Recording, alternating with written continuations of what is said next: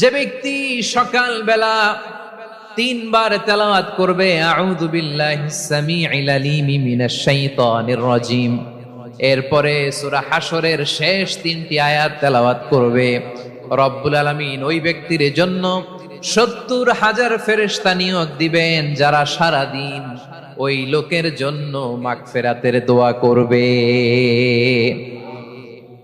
শুধু এখানেই শেষ নয়, বিশ্বনবী ফরমান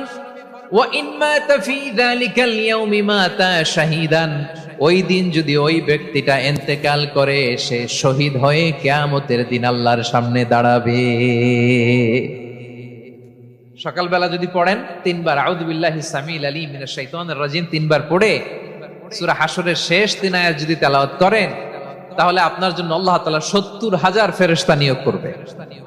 সারা দিন তারা আপনার জন্য মাগফিরাতের দোয়া করবে, আর ওই দিন ইন্তেকাল করলে আল্লাহ তাআলা শহীদ হিসেবে আপনাকে কিয়ামতের দিন দাঁড় করাবেন।